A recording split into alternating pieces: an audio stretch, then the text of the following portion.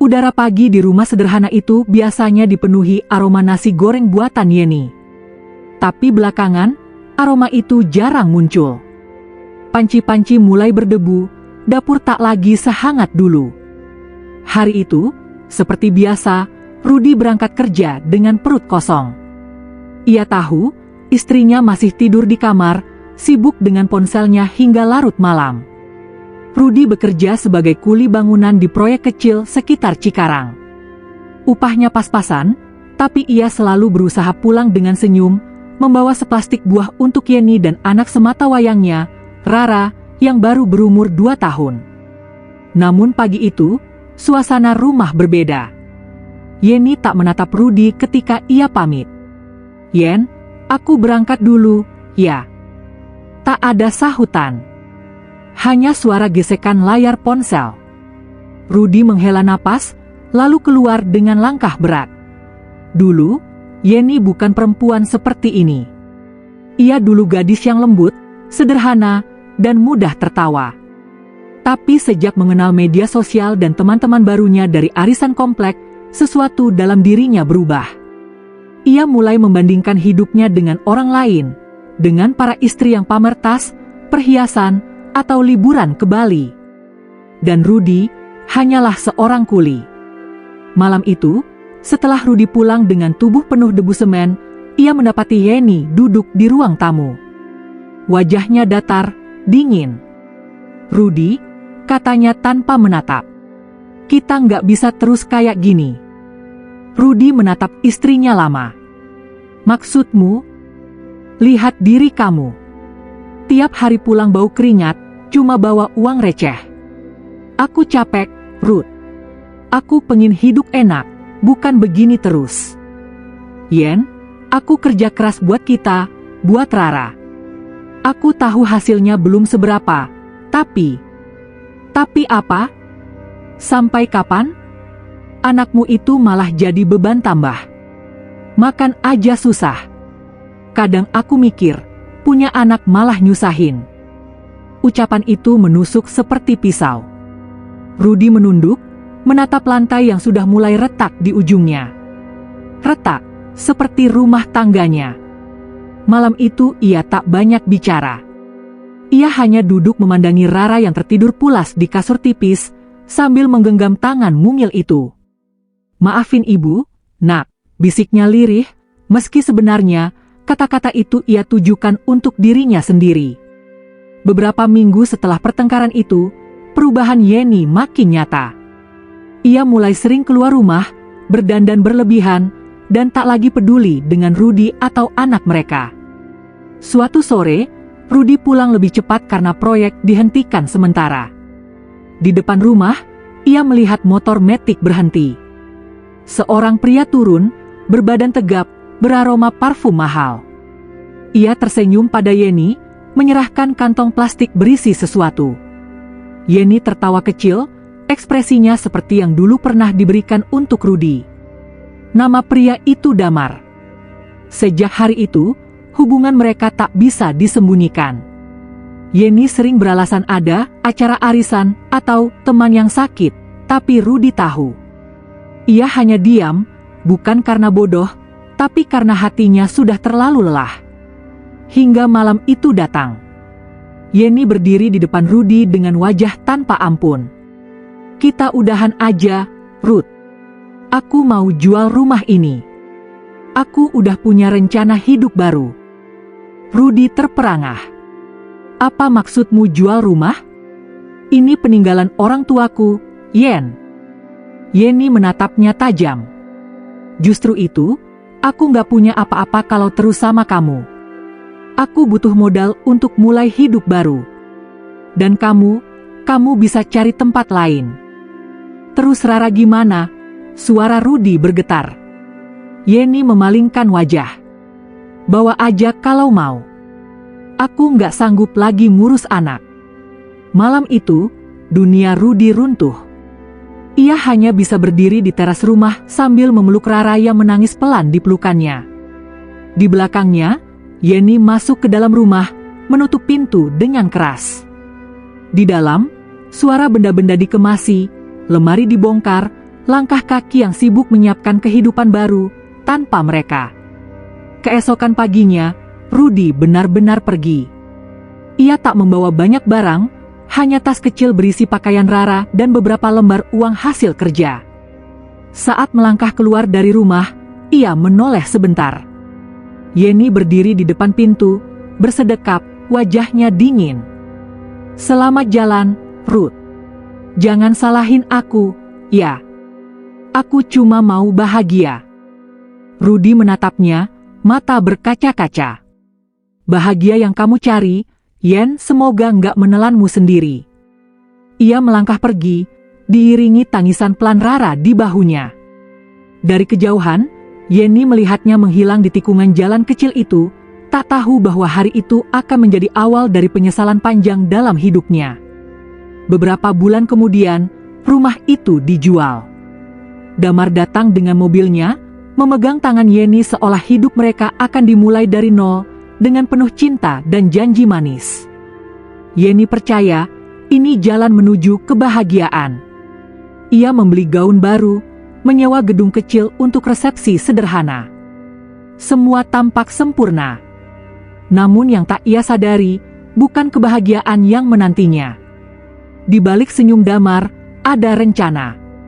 Ada keserakahan. Dan di kejauhan, Rudy dan Rara berjuang di dunia yang sama kejamnya, tapi dengan hati yang masih bersih. Malam itu, di kamar kontrakan sempitnya, Rudy menatap langit-langit dan berbisik, "Selama aku masih punya tangan buat kerja, dan Rara buat jadi alasan, aku nggak akan kalah, Tuhan." Rumah yang dulu dipenuhi tawa kecil Rara kini kosong. Tirai baru menggantikan yang lama, tembok dicat ulang, dan aroma parfum mahal menggantikan bau bedak bayi yang dulu menempel di udara. Yenny berdiri di ruang tamu itu dengan senyum puas. Ia merasa akhirnya bebas dari kehidupan sederhana yang mengekangnya. Di sampingnya, Damar tersenyum dengan gaya percaya diri. "Sekarang kamu nggak usah mikir apa-apa lagi, sayang. Semua aku yang urus." Yenny tersipu. Kata-kata itu seperti obat bagi jiwanya yang haus perhatian. Ia memeluk Damar dengan keyakinan bahwa inilah awal dari kehidupan baru yang selama ini ia impikan. Beberapa minggu pertama terasa seperti mimpi. Damar membawanya ke restoran, membelikan tas bermerek, bahkan membawanya berlibur ke Bandung. Yenny mengunggah semua ke media sosial, foto-foto dengan caption berbunga-bunga, "Akhirnya aku bahagia."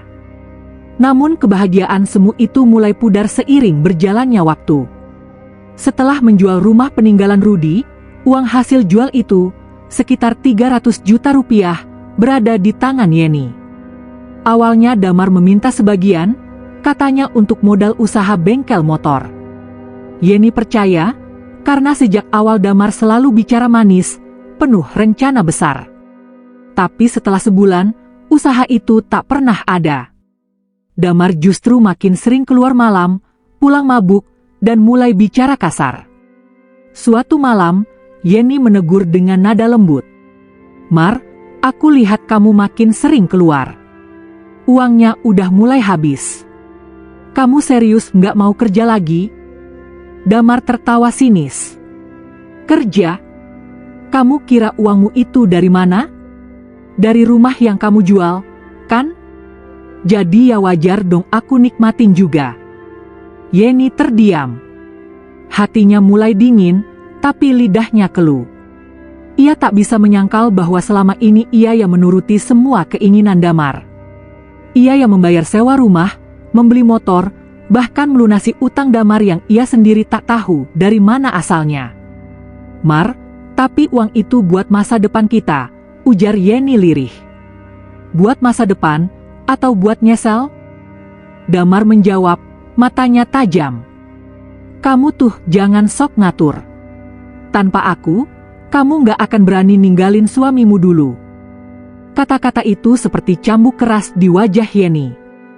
Ia terdiam, matanya mulai panas, air mata nyaris tumpah. Tapi egonya menahan. Ia masih ingin meyakinkan dirinya bahwa keputusan meninggalkan Rudy adalah langkah benar. Namun tak ada yang bisa menyembunyikan kenyataan, tabungan mereka menipis.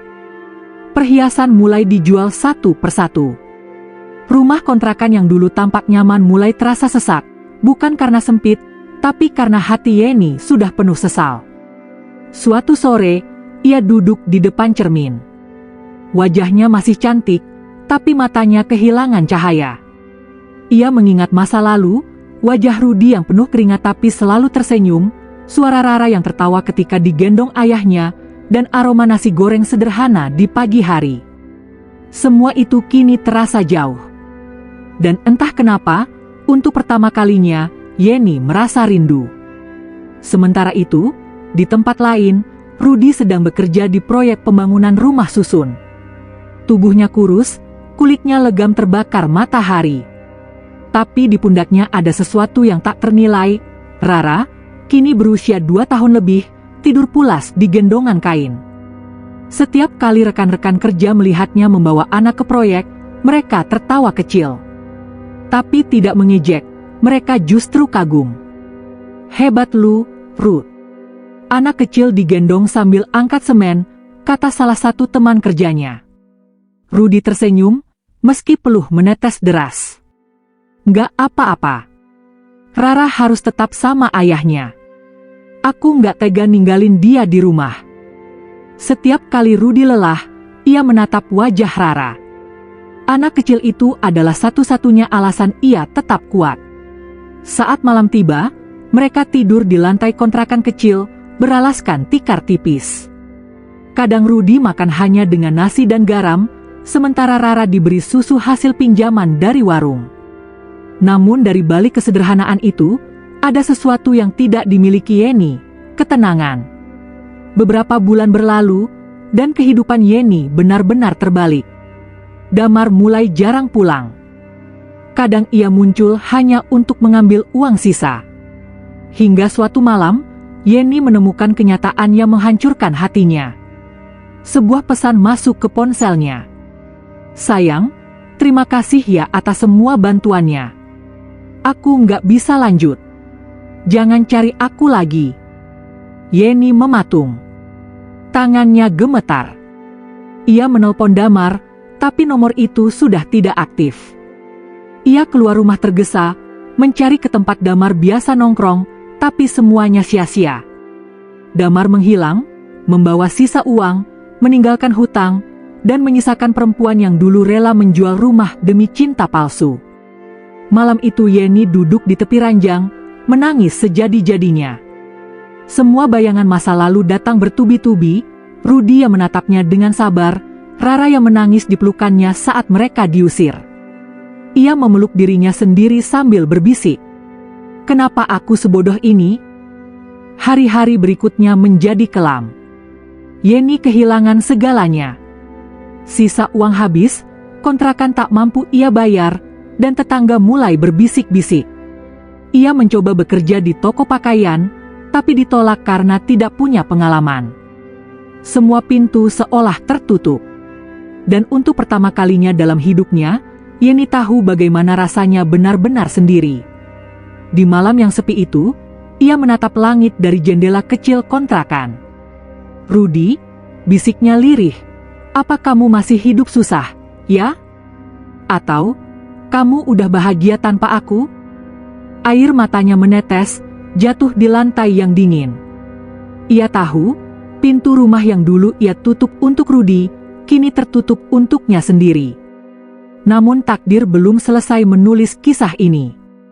Di suatu tempat, Rudi yang dulu terus berjuang dalam peluh dan air mata, mulai menapaki perubahan kecil. Ada seseorang yang memperhatikan kerja kerasnya, seseorang yang kelak akan membuka bab baru dalam hidupnya. Tapi bagi Yeni, malam itu terasa abadi. Ia baru menyadari, rumah yang pernah ia usir, kini tak lagi punya pintu untuk ia pulang.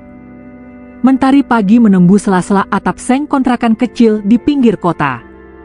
Rudi sudah bangun sejak pukul 5, memandikan Rara yang mulai pandai berbicara meski belum lancar. Ia mencuci baju kecil itu di ember plastik, menjemurnya di tali tambang yang membentang di antara dua dinding kusam. Rara mau sarapan, ya? Anak kecil itu mengangguk, rambutnya acak-acakan, pipinya bulat. Pakai telur, yah? Tanyanya polos. Rudy tersenyum, meski di dapur hanya ada nasi sisa semalam dan garam. Hari ini nasinya aja dulu, ya. Telurnya nanti kalau ayah udah gajian. Rara tak mengeluh. Ia makan sambil tersenyum, karena baginya, keberadaan ayah sudah cukup membuat dunia aman. Rudy memandangi wajah anaknya lama-lama, lalu mengelus rambutnya dengan lembut. Kalau kamu besar nanti, jangan kayak ayah, ya. Sekolah yang tinggi. Biar nggak susah. Setelah selesai sarapan, Rudy menggendong Rara dengan kain jarik usang, lalu berjalan ke proyek bangunan tempatnya bekerja. Di sana, panas matahari menyengat, debu berterbangan, dan suara mesin bercampur dengan teriakan para mandor. Tapi di antara semua kesibukan itu, ada satu pemandangan yang selalu menarik perhatian. Seorang ayah muda bekerja sambil menggendong anak kecil di punggungnya. Ruth, kamu nggak kasihan sama anakmu tuh? Di sini panas banget, teriak seorang teman. Rudy tersenyum, mengelap keringatnya. Lebih kasihan kalau dia sendirian di rumah. Aku nggak tenang ninggalin dia.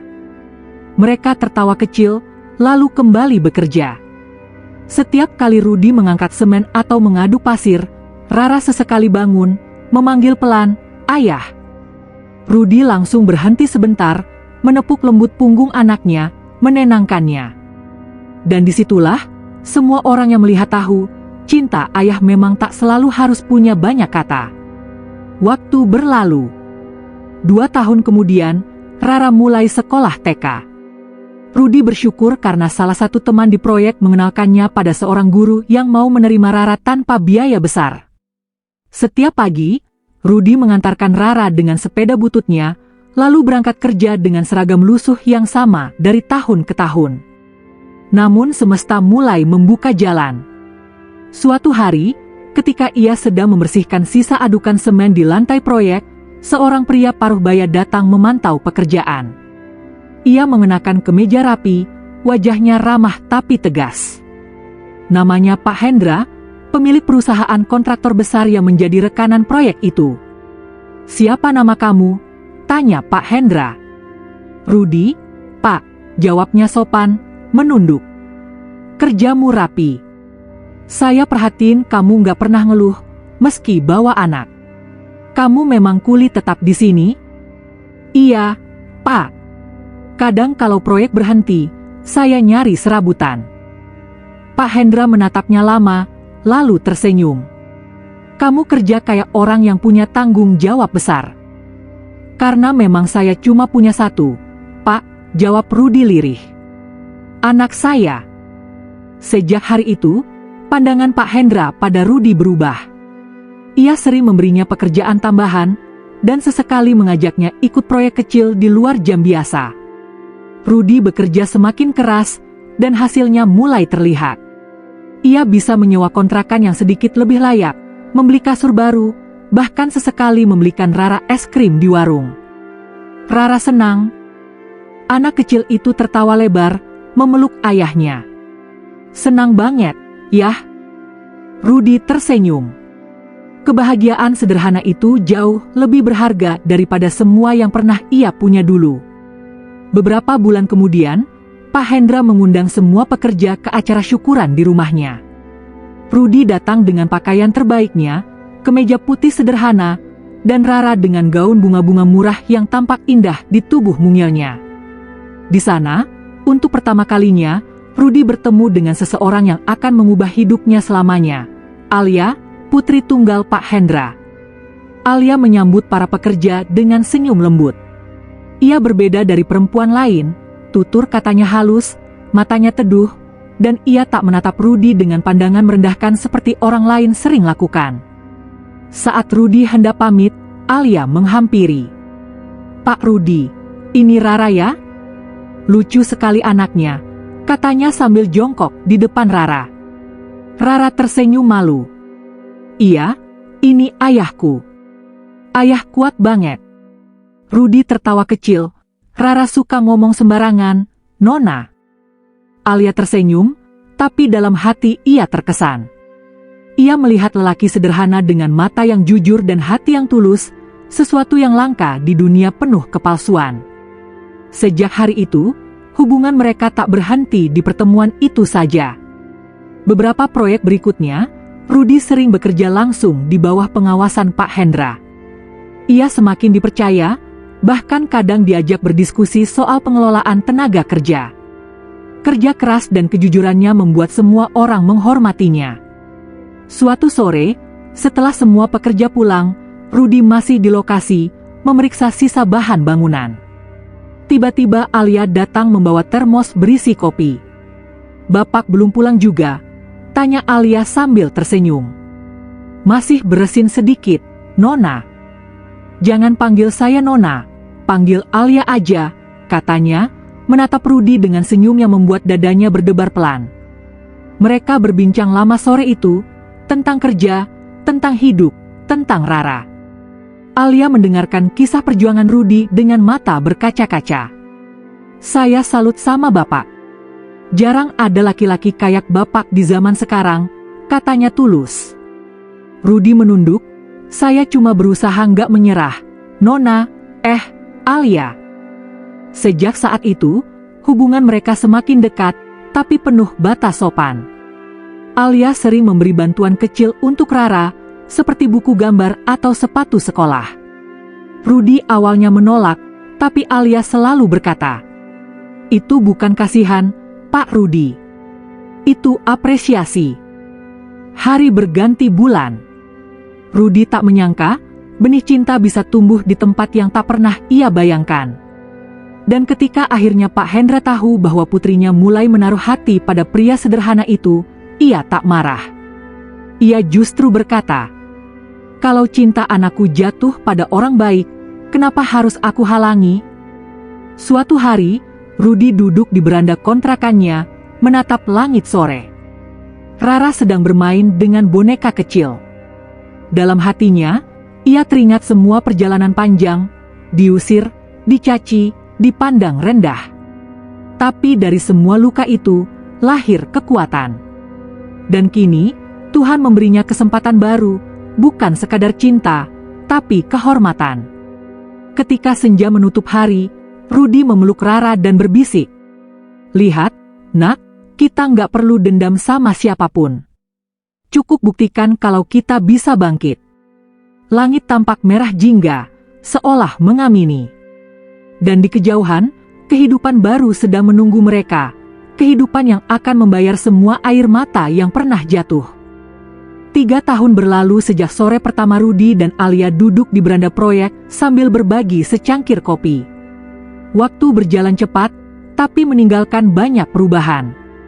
Rudi bukan lagi kuli bangunan biasa. Ia kini dipercaya menjadi mandor lapangan, mengawasi puluhan pekerja. Namanya dikenal karena kejujurannya, dan hampir semua proyek yang ditanganinya selalu selesai lebih cepat dari jadwal. Rara kini duduk di bangku SD kelas 2. Anak itu tumbuh cerdas dan ceria, kesayangannya semua orang di sekitar. Ia sering membantu membawakan bekal untuk para pekerja, memanggil mereka Om dengan sopan. Di sela tawa anak itu, hidup Rudi seakan menemukan arti baru. Dan di tengah semua kesibukan itu, hadir sosok yang selalu mendukungnya dengan penuh ketulusan, Alia. Perempuan itu bukan hanya datang membawa cinta, tapi juga keyakinan bahwa hidup Rudi layak mendapatkan kebahagiaan yang lebih baik. Suatu sore, setelah menyelesaikan proyek besar di kota, Pak Hendra memanggil Rudi ke ruang kantornya. "Ruth," katanya sambil menatapnya penuh arti, "aku udah lama memperhatikan kamu. Kerja kerasmu, tanggung jawabmu, dan caramu memperlakukan Alia. Aku tahu kamu lelaki yang bisa dipercaya." Rudi menunduk, menahan gugup. "Terima kasih, Pak. Saya cuma berusaha sebaik mungkin." Pak Hendra tersenyum tipis. "Aku nggak cuma percaya kamu soal kerja. Aku juga percaya kamu soal hati." Ia berdiri, menepuk bahu Rudi dengan hangat. "Aku setuju kalau kamu serius sama Alia." Kata-kata itu membuat dada Rudi bergetar hebat. Ia tertegun beberapa detik, lalu menatap Pak Hendra dengan mata berkaca-kaca. "Pak, saya ini cuma orang biasa." "Yang penting hatimu nggak biasa, Ruth," jawab Pak Hendra bijak. "Alia butuh sosok yang jujur, bukan kaya." Beberapa minggu kemudian, pernikahan sederhana itu digelar di halaman rumah Pak Hendra. Tak ada pesta mewah, tapi suasana dipenuhi air mata haru. Alia mengenakan kebaya putih, berjalan pelan menuju Rudy yang berdiri dengan jas sederhana. Di samping Rudy, Rara memegangi tangan ayahnya, tersenyum polos, seolah tahu hari itu adalah hari yang akan mengubah hidup mereka selamanya. Ketika penghulu mengucapkan ijab kabul, suara Rudy bergetar, tapi tegas. "Saya terima nikahnya Alia Hendra binti Hendra dengan mas kawin seperangkat alat salat dan hafalan surah Ar-Rahman." Air mata menetes di pipi Alia.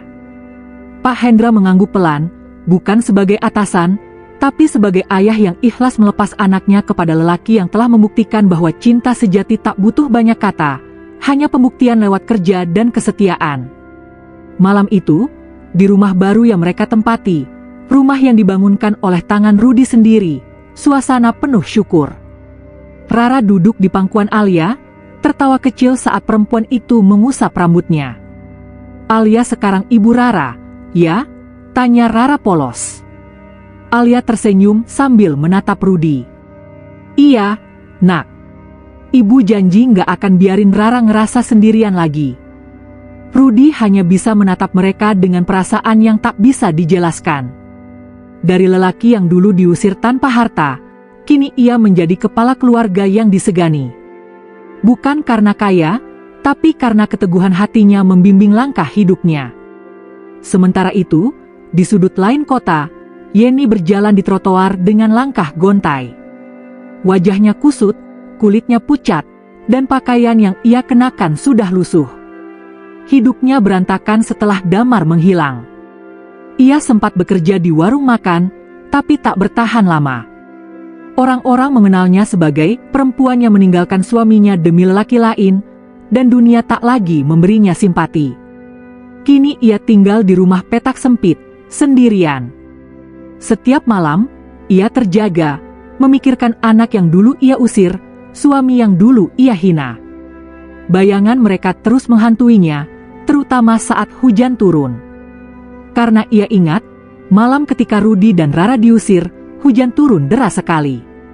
Suatu hari, tanpa ia rencanakan, langkahnya membawanya ke kawasan perumahan baru di pinggiran kota. Ia berhenti di depan sebuah rumah yang tampak hangat dan ramai. Dari kejauhan, terdengar suara tawa anak kecil. Ia mengenali suara itu. Suara itu milik Rara, anak yang dulu ia anggap beban. Yeni berdiri di balik pagar, menyembunyikan wajahnya di balik kerudung lusuh.